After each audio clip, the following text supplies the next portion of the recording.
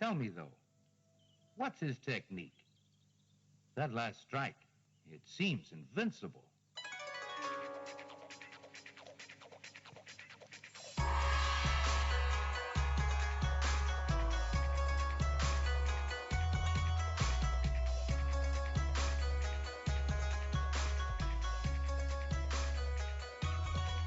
Hello and welcome to Sons of the Dragon, the Immortal Iron Fist podcast. My name is Connor McKenna. I'm Carl Stout.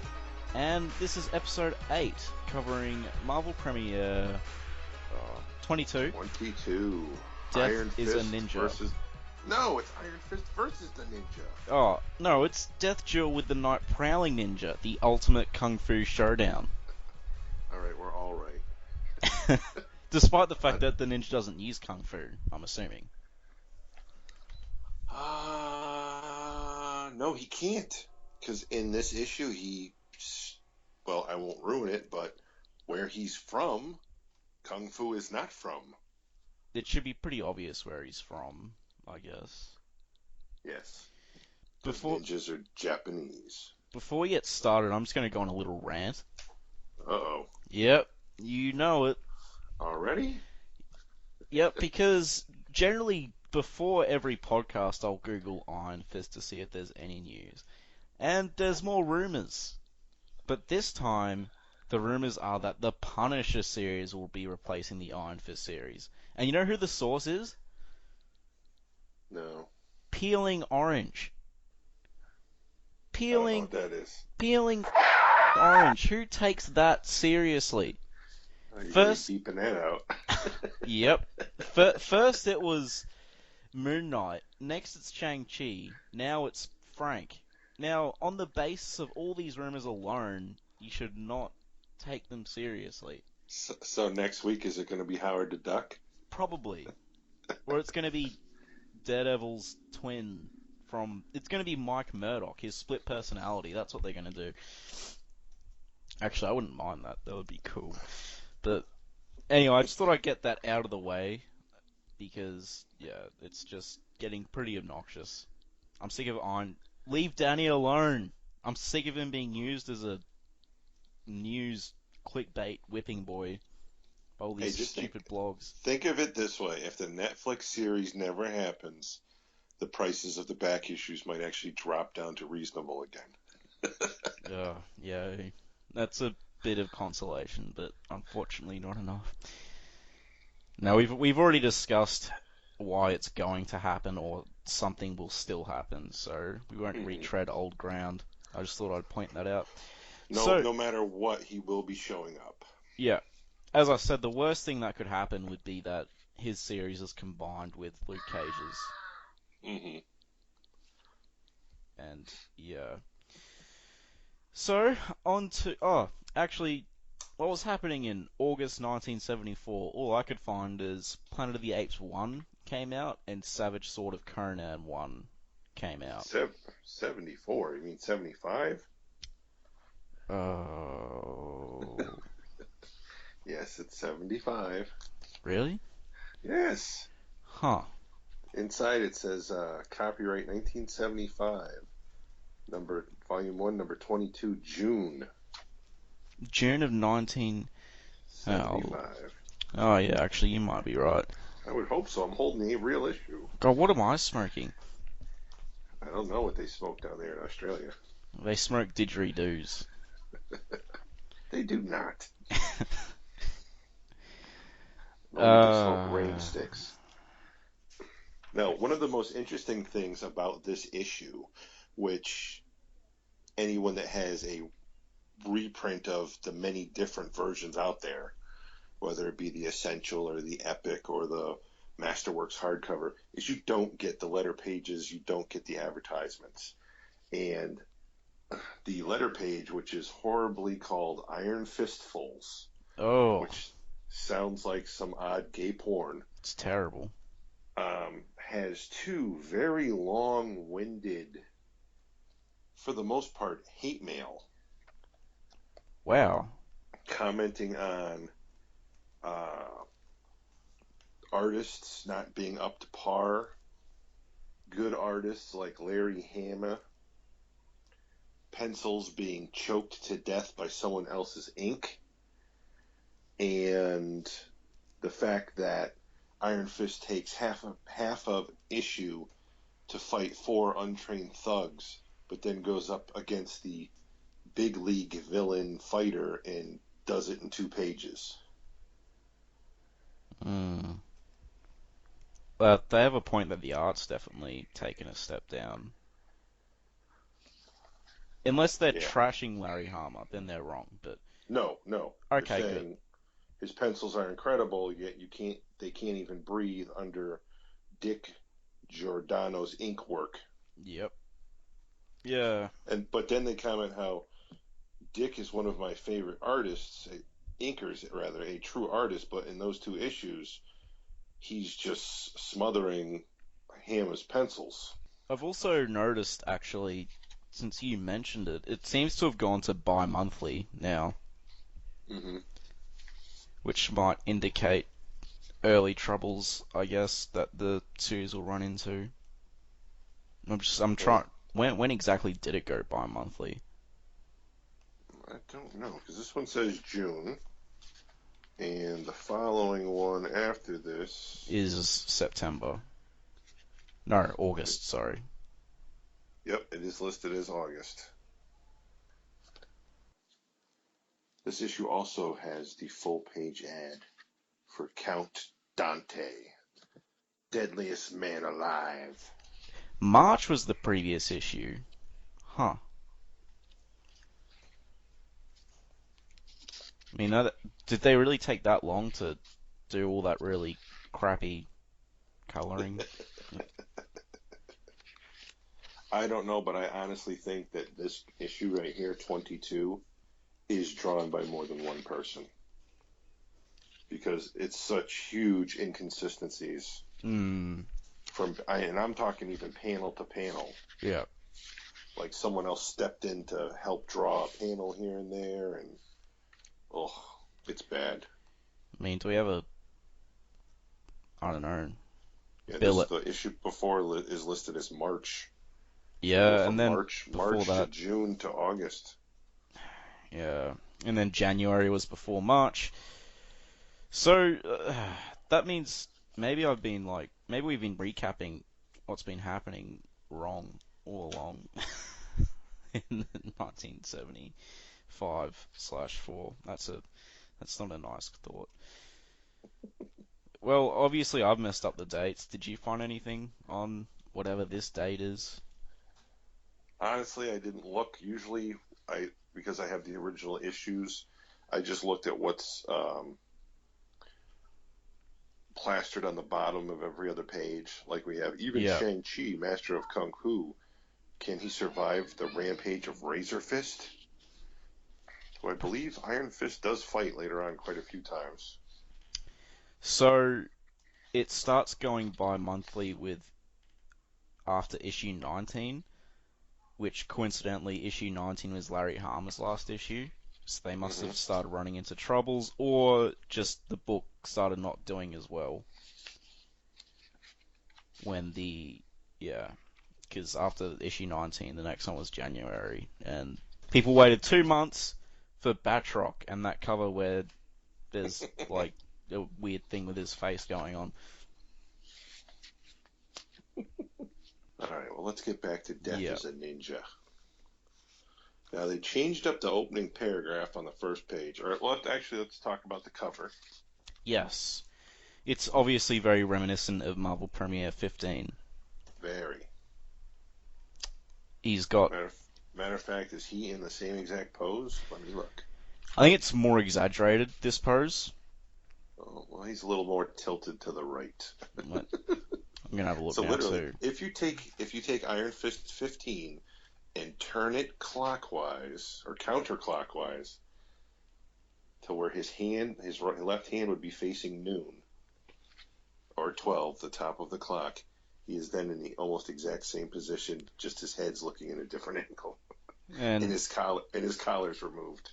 And it's sad because you can really see how much downhill the artwork's gone by comparing these two covers.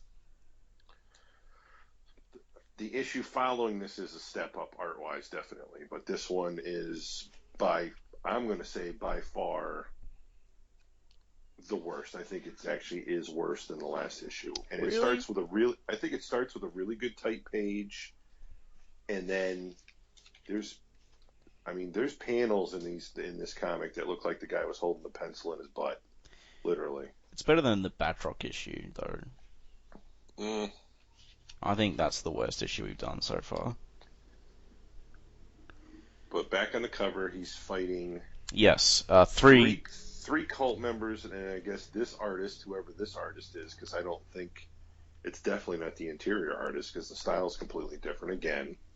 Yeah. So I think the same thing for the last couple issues. The cover artist is not the interior artist, and they are not crediting anybody. Nor can you make out a signature anywhere on the book. Yeah. But the ninja is now in red behind him with his sword, and he's taken out 3 cult members at the same time,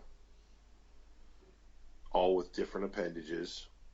Yeah. And one arm gets one guy, one arm gets the other, and a left front kick takes out another guy. All, of course, back in their diapers and head wraps. And he has the Iron Fist activated. Mm-hmm. I don't know about the Masterworks, but on the original cover, his interior eye holes were flesh tone, so no eyeballs, no solid white, but the same color as his chest. And what I find disappointing is most about this cover is that there is no real concernable detail in the ninja's eye slit. It's very loose in there, where I think it should have been more defined. Yep, it's very loose on mine as well, but the Iron Fist's eye holes, they are white, not flesh colored. So it's weird. They fix some things, but they don't fix other things in their Masterworks. Right. And then we go to the big, huge splash of page 1, where we have Tony Isabella is still writing.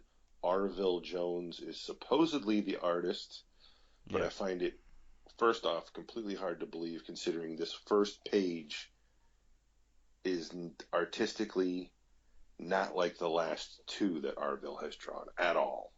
Yeah. Everything here is done different than how he's been drawing the last 2 issues. A. Bradford is the inker, who is brand new, so he could be tweaking stuff a bit. Karen Mantlo is the letterer.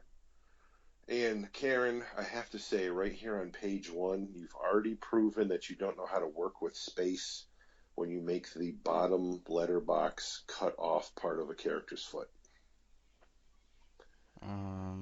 Oh, yeah. And then we have George Rossos is the colorist, who starts off bad right from the get-go. Mm-hmm. Iron Fist looks terrible. I don't know how it is on the reprint, but right on this very first page, the green all around the torn chest of the outfit is bleeding all over his normal chest. So there wasn't even an attempt to try to color in the lines of the tears. Maybe he was 6. He just had a crayon and he was just... And Len Wein is the editor. Yep. So, yep, there's the splash, and the ninja is pointing his sword at Iron Fist, and there's no mercy in his eyes, and he pretty much goes to execute him. He swings down, no, he thrusts downwards, but Iron Fist halts its passage by, well, sort of just grabbing it. Not grabbing it, but... It's the double-palmed slap. Yeah. That's pretty much seen in almost every samurai movie when someone's attacked and is unarmed, but they are a master. And then they... Well, I wanted to ask if you caught the blaring mistake in the introduction on the top of page 1. The fact that he was 20? No, not only that he was 20, but his parents were killed at age 9. So that means he was in Kunlun for 11 years. Yeah. He left when he was 19, not yeah. I'm I'm done complaining. There's a lot of issues. I'm just in it for the ride now, I guess. Well, all right then. So he double palm slaps the blade of the sword headed towards his chest. Yep. And then, using a double mule kick, basically sends the ninja flying across the room. Complimenting the fact that he was trained by Liu Kang the Thunderer, and that's how he was able to do that. And then he does one of the weirdest regain footings, jump up, grab yourself, attack, duck above, well, not even duck above, jump above a sword swing Somersault. into a spinning somersault to a 1 foot landing, where he is then attacked by the cult of Karakai, and he's had enough of their crap. So he literally does a spinning whip kick. Yep. And takes out all 4 of these cultists in one shot. He now, must mind have, you, yeah. 4 issues ago, it took him half an issue, like it said in the letter page, to beat off 4 untrained thugs that had a lead pipe, a candlestick, a rope in the library, and a dagger. Yet these, diaper-wearing murderous cultists, he just took out 4 in a third of a second. I guess he's getting better. It's fun, yeah. We jump straight to the panel of, I don't know who that is supposed to be, a man in drag yelling, "Danny, behind you." Her eyes are white. There's no color to her pupils either. Yeah, that's the same here, or her lips. And like I said when I was saying that, it looks like more than one person drew this book. That panel right there sucks. Well, not only does it suck, but it's not in the style that we've just been reading. It's like out of the blue. I mean, look how horrible the hair is on Lee Wing's face, and on his head, and his eyeglasses, and the color is so out of whack on this. It looks like he's wearing a blue superhero mask. That page where Iron Fist leaps up, that's really weird. Like, the first panel in that sequence, yep. It looks like he's falling backward, like he's getting knocked backwards, and they just, got a tape and put it in reverse, so it looks like he's jumping forward.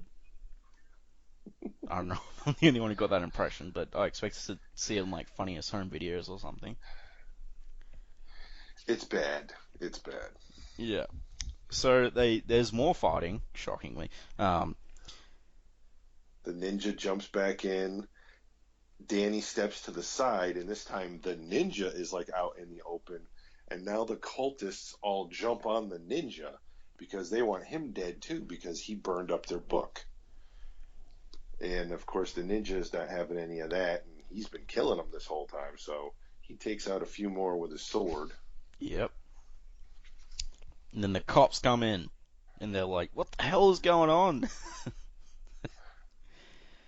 They got their shotguns and their 6-shooters out and whatnot, and they're like, "One of our guys followed that Iron Fist character down here and called for backup. Here we are, and look at all these shenanigans going on." Yeah, this death cult, this underground temple, it's wacky, man. There's a guy in a wig.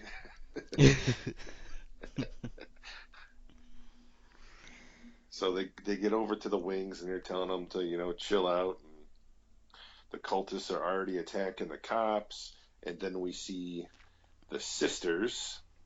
And I'm sorry, but the 2 sisters here, this looks like an issue, a piece of artwork straight out of the Dungeons and Dragons manual from the 80s. Well, they'd be naked if that was the case. And it could very well be. I don't know. I think the D&D manuals did better art than that. And I honestly, I almost think that the 3rd word bubble is coming out of the wrong sister's head. Yeah, I'd noticed that too. I had trouble telling who was talking. And is it just me or the lower sister with the triangle on her forehead? Does that thing in her hair kind of make her head look like the underside of something else? Well, now that you mention it, I can't not see it. So, but she looks sort of derp, like both of them actually. If you just drew like drool coming from their mouths, Oh yeah, I totally. think it would look really. Just put on your pecker hat, honey, and come on. I Everything will be fine. The boys are handling it. I do I do like the next panel, the first panel on the next page. It just looks really chaotic, and it Oh just yeah. sort of funny because the cops are like, oh. Not even word bubbles, just the look of panic on the cop's Yeah. face. It's just cult members with knives flying through the air in every direction. Yeah. Cops getting the crap kicked out of them so hard their hats are flying off. I don't Yeah. know who the guy on the right's pointing that gun at because it's not where he's looking. And then, anyways, they're like, "Freeze, you two, or you're dead." And Iron Fist, "Don't force me to battle you, officer of the law. I am blameless of any wrongdoing and would remain so."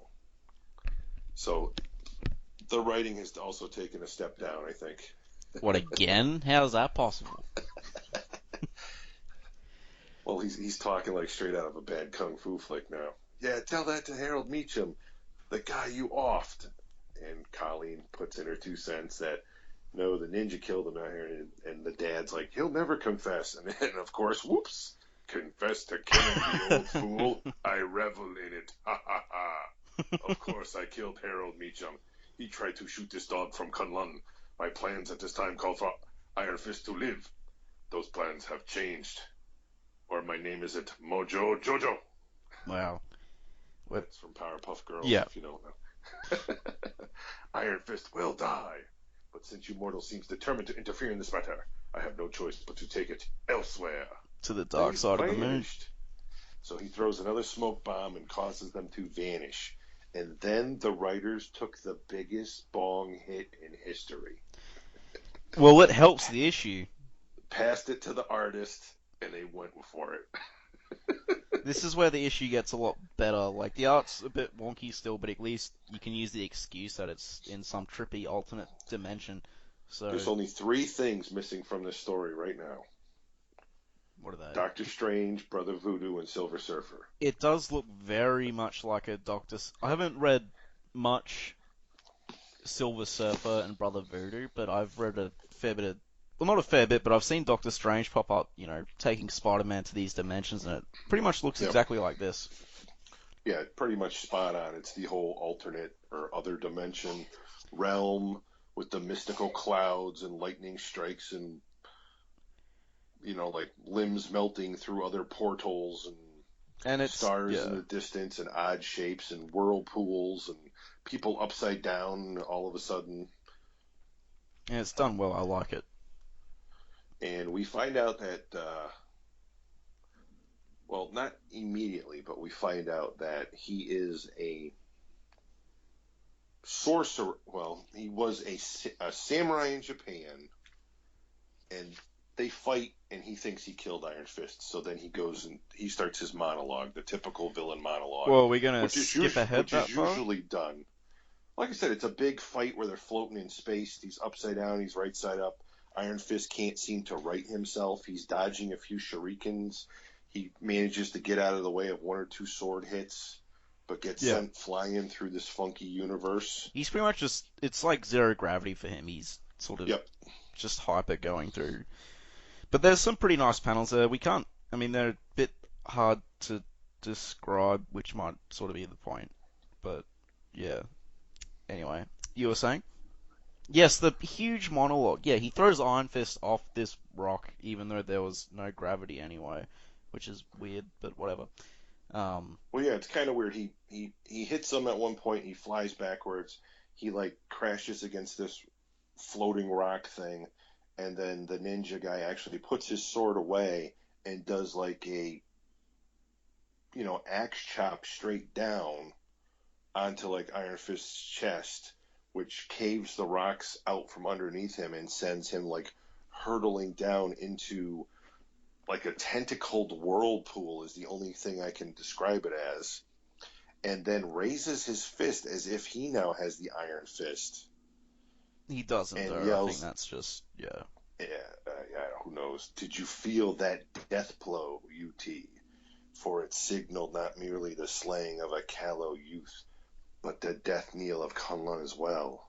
I have waited an eternity for this day, my fine dragon kings. And then we go into his flashback. So does this remind you? Remember when Johnny Blaze went into the Nightmare Realm? Oh yeah, I was going to say this artwork and what's going on here is so Nightmare Realm. It's even in the issue where Dazzler goes into the Nightmare Realm and saves herself by remembering the fact that she has a portable radio on her belt. Well, that because sounds dumb. At the time, that's how Dazzler made her light effect. If she needed the music to convert into the light that gave her the powers of the blasts and whatnot. And she got sucked into the Nightmare Realm and faces Nightmare and uses her hip transistor radio to help her out. That sounds really dumb. Oh, it is. Yeah. It's Dazzler. Hello. That's Dazzler. true. It was a superhero on roller skates who had disco ball earrings. Yeah, but Ghost Rider was a superhero riding a flaming motorcycle and his head is on fire, but he's awesome. Like Yeah, damn straight he is. Alright, there's our Ghost Rider reference for the episode out of the way. So I think we've done it every episode. We've referenced him once. Well, it's usually me, but I can't help it. It always should be. He's fantastic. Yeah, it's true. And so so we find out he was the greatest samurai in Japan, so feared that they even called him Death, and he proudly accepted the title. But he was a jerk. But he was a total D-bag. And he didn't act with any honor or anything, so the samurai essentially cast him out. But not before he killed a bunch of them, and then he became an outlaw. So he fled, and Master Khan found him. Or he found Master Khan. It doesn't really. And Master Khan is going to pop up a lot in the next 10 plus years of Iron Fist's history. Yeah. So pay attention, people. Yeah, so Master Khan points out, since you're such a dishonorable jerk, I'm guessing he's probably killed a few people in his sleep, that you'd be better off being a ninja. So, ninjas merely feign mystical powers, but this guy actually acquired them. And Master Khan gave him a book, an arcane volume he called the Book of Many Things. And there was many things in that book, which he... It's also called the Sacred Volume of Kali, which is the thing that the cult wants. For no apparent reason whatsoever, it's called that. Yeah. Just to connect the dots, I guess. But, so, that's where he learns all his things, and it's simply a tool to him.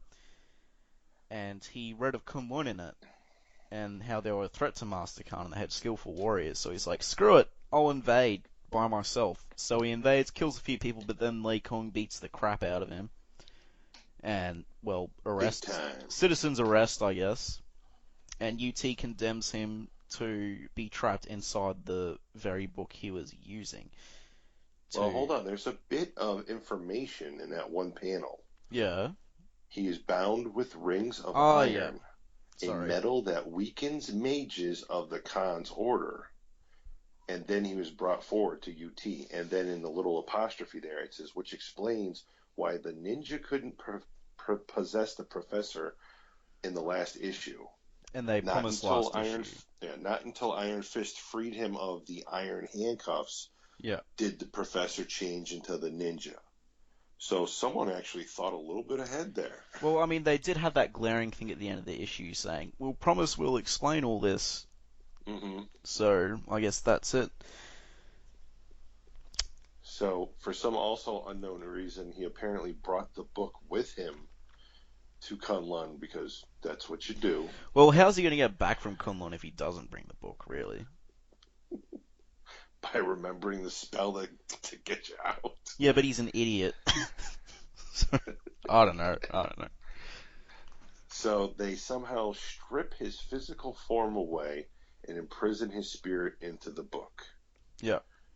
and I guess they just sit it on a bookshelf, and Some the guy wonder steals it. the wonderful hermit who we meet in an earlier episode. Was that the same guy? It's the one that's dead in the mountain. He doesn't seem like a guy who would like steal I think. books though. I don't know. They keep reusing the same monk, so it's really hard to tell. He's wearing the same stupid red hat. He doesn't have a mustache though. That again in the second panel looks like the underside of something else. Yeah. And the red hat, which apparently maybe that's just what all monks wear back then. I don't know. But he steals the book, gets back, just visits for what is it, like 2 days they're on Earth? I can't even remember every 10 years. It's not a long period. Yeah, it might be a week, it might be, I don't know, I don't think it's ever said it specifically so far. If anyone wants to correct us, obviously feel free to write in.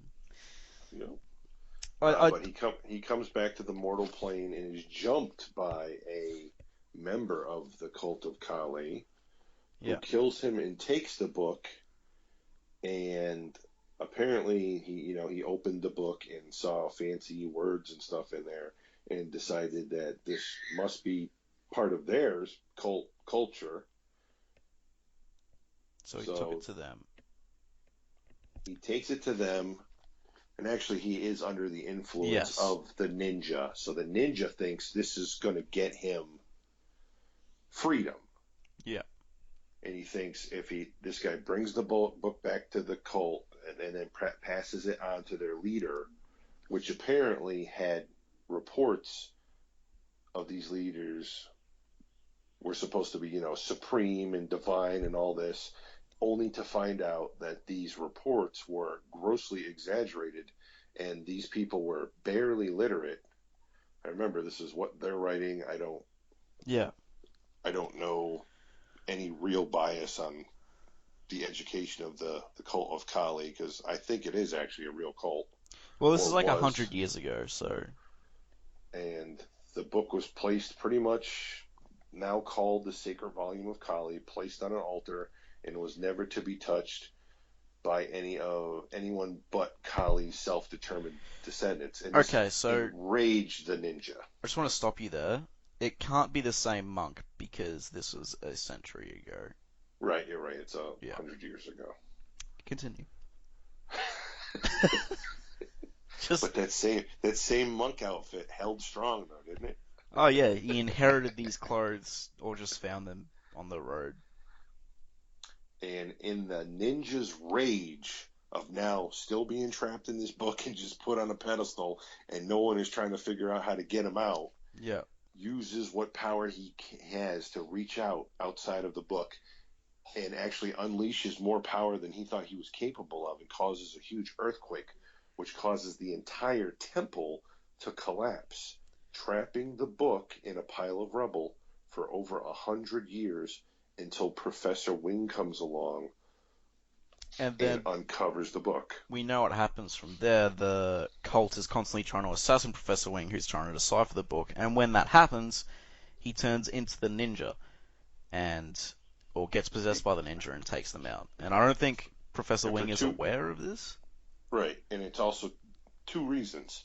One, to protect Professor Wing, because he believes that since Professor Wing is intelligent, he will be able to decipher the book and free him from the book. And also, reason number two is to protect the book from any harm. Yeah. Because he is under the impression if something happens to the book, it happens to him. Yeah. Which in the story in the issue before, we find out that was completely opposite of what happened. Once the book was destroyed, he was freed. Yeah. And he was annoyed by that. So then he's like, that's one of the reasons why Iron Fist needed to be saved. So he needed a bodyguard. Lee needed a bodyguard. He couldn't be there all the time because, his powers are only so much, this, that, and the other thing. But now that he's free, he has no use for Iron Fist, and he's still pissed off at Kunlun.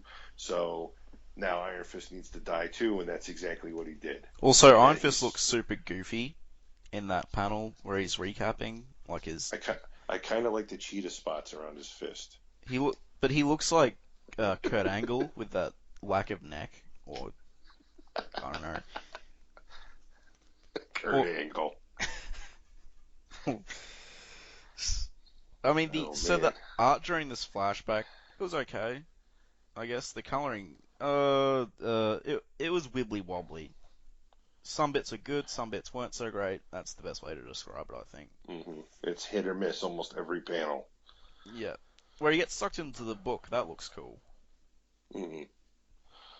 But anyways, he is, so angry, he could scream with rage. And then from behind him, Iron Fist pops up in the shadows, all dark and shaded. Then scream, ninja. It is the only consolation you shall know. And he's like, Iron Fist, how could you have, sir? Ugh! And he punches him right in the nuts. Yeah. Kunlun taught me many things, ninja, including punching people in the nuts. Because if you kind of line up where that fist is going, it's not in a happy spot. It happens a lot. So Iron Fist says, I can adapt to any battlefield at any given time, and his soliloquy gave him enough time to prepare. Now, I thought, when I was reading this, I thought he was just inner monologuing, but the fact that he was talking out loud for that long, I thought was pretty funny. And Iron Fist probably just had about, 20 minutes to just rest up and get behind him. It's definitely one of the sloppier pieces of exposition in terms of execution. Not execution, but just the explanation for why it's happening. It's sort of like Colleen, as I mentioned a couple of issues ago, going on about how Daniel Rand's just a scared 10-year-old boy, which was really out of character. And also, the panel where he says, Kunlun taught me many things, ninja. His cheek on the left is yellow, sort of. Are you getting that? Yes. Yeah. The left-hand side of the panel, the yellow from his mask kind of washes down his face, like the guy didn't know that it was just a top head wrap, which makes no sense if he's been coloring this whole damn issue. Well, the good point, I don't know. So they fight some more. There's some lines like, right, I this is where the supreme. ninja said, the ninja says that Master Khan created this universe pocket for him. So it doesn't. You might think you've mastered it, but you've mastered nothing because I live here and you've been here. 25 minutes and 20 of it has been me talking. Yeah. And they both do the whole samurai pass attack. Yeah. And they both strike one another, and it looks like he smacks the ninja on the cheek, and he's wiping away his tear. And he injured Iron Fist by ripping his shirt even more. So Iron Fist finally just rips the whole damn shirt off, and then proceeds right back to the attack, where he's swatting the blade away with the palm of his hand, and kicking and elbowing and stuffing and blocking and cartwheeling away. And there's a whole lot of weird acrobat things going on, panels that look like they should be underwater. Yeah. Scrambled egg being thrown through the air. Hey, it's an alternate dimension, right? With swoosh. True. Yeah, it does look like an egg. Someone just threw an egg at the wall and now it's leaking down. It's really weird. Did you order eggs with this? And then Iron Fist kicks the sword out of his hand, yet it's right back in his hand the very next panel. And he's like, all right, I've had enough of this. And he summons the Iron Fist, this time going lefty. If you haven't noticed, he switches back and forth all the time. So Iron Fist is apparently ambidextrous, which is all good. It makes sense. And he goes to throw the Iron Fist at the ninja, and the ninja goes to block with his sword, which but starts the sword glows blood red. And they both both come into contact, and there is a huge explosion. Yeah. You are hurled from this dimension as it crumbles around you. And when the center of the universe dies, how can the universe itself continue? Now, if this was DC, Batman would show up and monologue him about how killing is wrong, and he should never do it. And then the Joker would kill like 3 children while he's doing that monologue. So. And he would just put him back into prison. Yeah. Oh no, I get Batman's no killing thing, but the comics really don't help how they make Arkham a revolving door. Mm-hmm. It would be more believable if he just didn't keep getting out and killing people like all the time. I think just recently in a DC issue, Wonder Woman actually addressed that. Yeah. She pretty much said, "You ever wonder why my top villain list is so small, yet Bruce Clark's," and she mentioned somebody else too, list is a mile long? Because I take care of the problem. Why don't they chuck Joker in the Phantom Zone? I mean, it's there, right? Just throw him in there. He's not going to get out of that. Oh, but he needs therapy. Shut up, Batman. He doesn't need therapy. He's long proved that he's past that. Anyway, that's for another podcast, I'm sure. Well, just to go off on that, apparently there's a short story floating around online. I don't know if it appeared in a book, if it appeared in a comic, I don't know. I don't think it's been illustrated. I think it is just a written story where some master villain thing shows up and it's going to destroy every single person on the planet. And all the heroes have failed to defeat it. But Batman actually figures it out and defeats the villain. And in defeating the villain in like his, death shot or whatever, as he's dying, he hits Batman with this like ray, and Batman is teleported back into the past. Yeah, that was in, I think it was Final Crisis. That was Darkseid. It wasn't a short story. It was the end of this huge long arc, and he gets hit with Darkseid's Omega beams, and then Superman gets angry and beats up Darkseid, and then he's holding like Bruce's skeleton. But no, Bruce actually got transported back in time, and he went through time to the present, and for a while Dick Grayson took over as Batman, which was pretty cool. But it was ridiculous.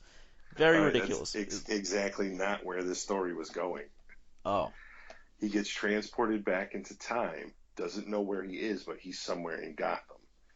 And he's dressed as Batman with all holes blown in it. So he takes off the costume and grabs some clothes off a clothesline and dresses and goes around the corner of a building and I think bumps into this guy who drops a handgun and then scurries away because he was just frightened by, bumping into Batman out of nowhere. No. And Batman picks up the gun and sticks it in his pocket.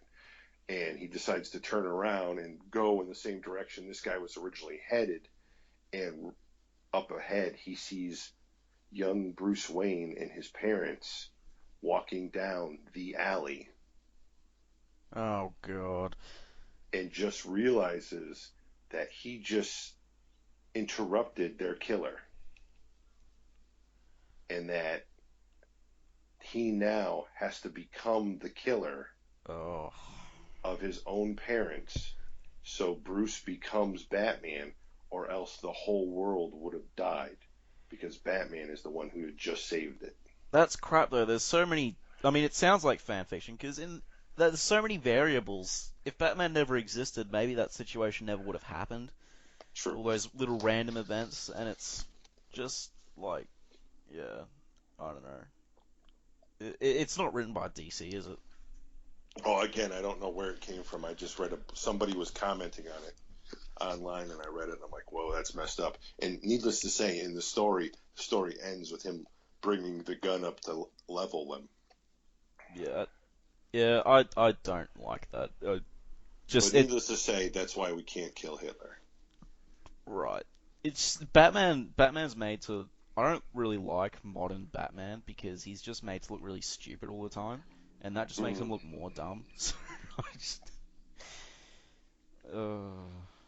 I actually prefer Batman taking care of more of the street level problems than these superpowered people. Yeah, well, unless it's World's Finest, Superman and Batman, that stuff can be cool. Mm-hmm. Like when they were taking on President Lex Luthor, that was cool. But when he's in these huge scale conflicts and he's standing up to gods and stuff, it doesn't make much sense. I prefer when he's taking on like vampires or just street crime. Yeah. Um, Like when I was a kid, I always preferred detective. Detective to me back in the day, back in the 90s. yeah, For me, detective was the best Batman stories going because that's literally what it was. It was yeah, serial killers and people who were tweaked out of their minds and all kinds of weird street level stuff. Sometimes it was even like ghosts and weird crap he was dealing with. But it was always the interesting, like, where he actually had to do honest to God detective work. Now it's just gotten dumb. It's just he doesn't do much detective work.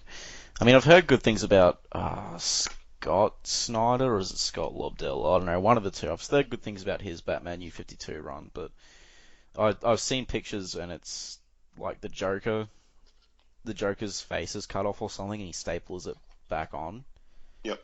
And I just think that's really dumb and try hard, edgy, if I can use that word. So never got too interested in it. It's very insane clown posse. Yeah, yeah. I don't know. If I want insane clown posse, I'll read Punisher Max. And there's really crazy stuff in that. Anyway, well that tangent went on. Yeah. So back to Iron Fist. So he's back in our reality and almost punches Professor Wing dead in the face, but realizes who he is. That would have been funny if he like just punched him and killed him. I did that a few times in college when roommates would wake me up. You killed them? No, I punched him dead in the face. Jesus, Carl. One of them was he flew across the room and I split his nose open. He's like, "What is wrong with you?" I'm like, "Don't touch me when I'm sleeping." Was he pranking you?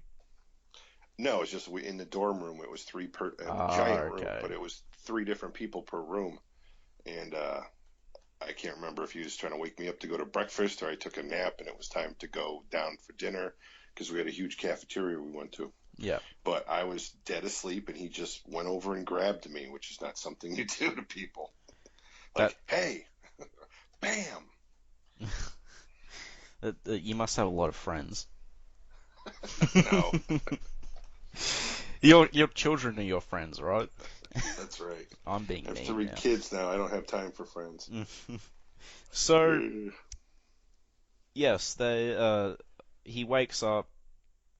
I just want to point out that the eyes of Iron Fist is really inconsistent throughout this whole issue. They go from white to... Oh, even the amount of black around the white changes almost every panel. Yeah. Like he's almost got this Deadpool eye thing going on in this issue.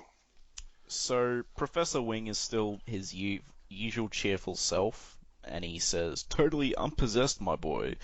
And, he can't feel the ninja's presence anyway, he hasn't seen him, and he says Iron Fist will be cleared of all charges, they just need to go to the station together later. Right, because the cops will back up the fact that the ninja admitted to everything. Yeah. And they're rounding up the last of them. They won't even take Iron Fist to the station. The cops are just like, the Lees will bring them by later. Yeah, which is whatever. It's not very good protocol. He's asking about Ush Hash and Shea if they're among the prisoners, and Colleen tells him that they slipped out while she was busy supporting the local police by beating cult members' butts. Oh, that's Iron Fist asking that. See, when I was reading, I thought it was the cop. Because I couldn't see Iron Fist. Yeah, he's all dark in the back. You can barely see him. Yeah. And again, for some unknown reason, Colleen uses the term, "You are a free type person now." If that's not... She looks really stupid when she's saying that. Like, duh. Yeah, she does. But I'm almost wondering, was free type some type of 70s slang? You're a free type person, cat. I don't know. She also says, those self-styled daughters of Carly split, blah, blah, blah. I was too busy supporting my local police to do anything to stop them. My local police. Is this an ad for the police, or it just seems really weird and forced, that line coming from her? It is an odd line. I'm not going to argue about that at all.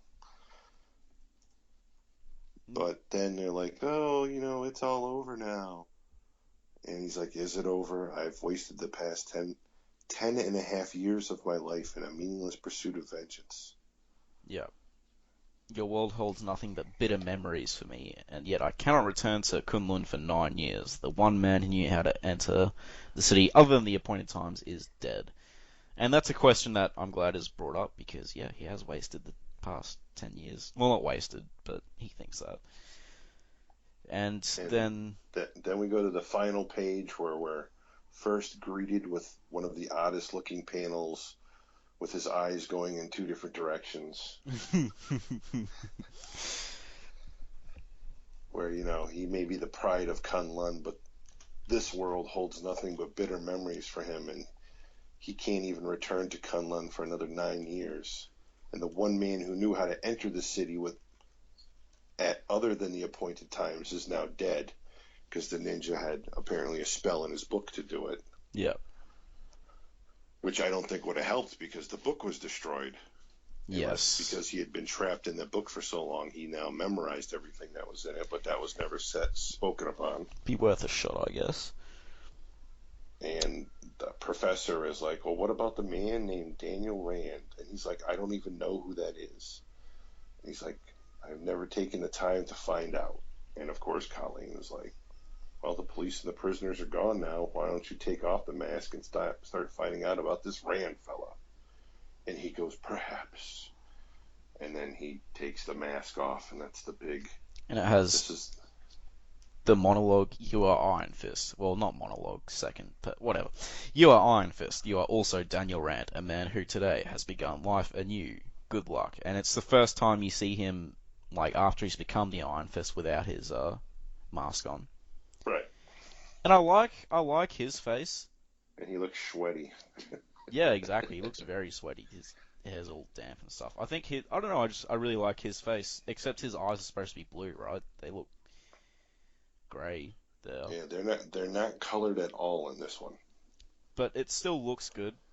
Colleen looks okay. Professor Wing looks like he's staring at nothing. All right, now your comment on the face, is it just me? Or does he have a very large scar over his left eyebrow?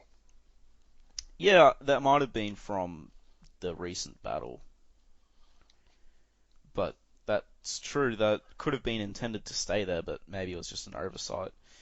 Mm-hmm. And they never brought it back, which is a shame, because I think it looks cool. He should have a scar. Mm-hmm. A scar would be nice. With all the fighting and training. It would make sense. Now you've made me sad, Carl. Doesn't pop up again. Yes! Oh, thank you. Next, the man's name is Warhawk. And the day you meet him is the day you die. I'm just going to point out that the next issue is more like a Punisher story than an Iron Fist story. It's straight up not only a Punisher, it also would be, a great story that would have appeared in the Nam. Yes. Magazine. Minus the superpowered bit. And it's not a bad thing. The next issue is pretty decent from what I recall. So, anyway, overall thoughts of that issue? It answered a lot of questions. It got a lot weird, but it ended the storyline, and now we start fresh again. Yeah, if he wanted his whole definitive origin, then it would end with this issue, because that's where the story arc has finally ended. There's no more further cues or anything to resolve. Correct. Now, this does not end the flashbacks at all, however. Oh no, they're still in the very next issue, we've got a very good flashback of a younger Danny training in Kunlun. Oh, I look forward to it. So, let's see. Well, you'll have to wait till next week to find out if the title changes. So, I thought the issue Don't sigh or roll your eyes, but it's Better definitely black and white. yes, it is. I mean, you can't deny it. The coloring is terrible in this issue. Oh, it is. It'd be a disservice not to read it in black and white. But really. come on, say your little thing we talked about before. It was actually necessary for color.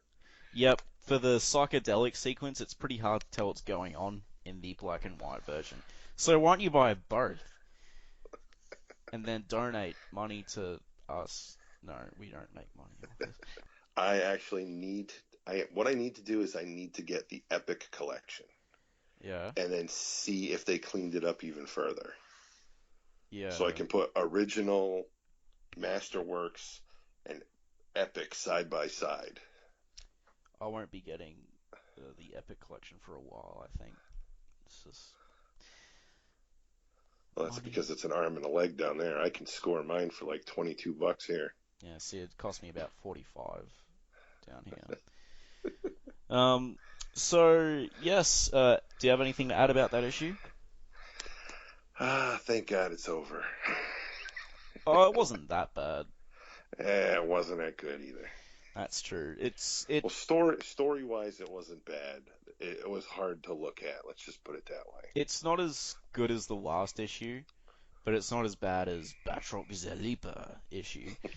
So, all right. So I guess we'll wrap up. You can find us on Facebook, Sons of the Dragon, the Immortal Iron Fist podcast. We're also on Podcast Garden. If you go to the literature section, we are in there. We are also on iTunes. Feel free to rate. And if you rate us, crappy ratings, then please explain why, and we'll try and improve. You can contact us, send us feedback, speculation, anything you thought about the issue, or any questions for us even. Also questions about Ghost Rider, obviously. Sons of the Dragon podcast at gmail.com. We also have a WordPress. Just Google Sons of the Dragon podcast WordPress because it's a hell of a mouthful to say. We are also on Soundcloud. Links will be on Facebook for that. And I believe that is it. Well, YouTube, where if you search Iron Fist Podcast, you'll find us. Forgot about YouTube. So, Iron Fist, the Death Cult of Karakai, maybe, Colleen Wing, Lee Wing, they are all properties of Marvel. We do not make any money off this podcast, so any characters or music we use or reference is all non-for-profit. We don't make anything, so don't sue us. That's right, it's for the love. You'll just get bad PR if you sue us, so... Please comment, send us emails. Send us pictures. Send us pictures. Tell us if we should be doing a Ghost Rider podcast. Let us know. Yeah. And then when we do the Ghost Rider podcast, we'll start talking about Hellboy every episode. So they'll do a Hellboy podcast. Works for me. Yep, works for me. My wife will want you dead, but it works for me. Oh. Alright, well, until next time, may your fist become unto things of iron or anything else that you want to become I shouldn't have said that. No, that's dirty. Alright, peace. Peace. Namaste. Namaste.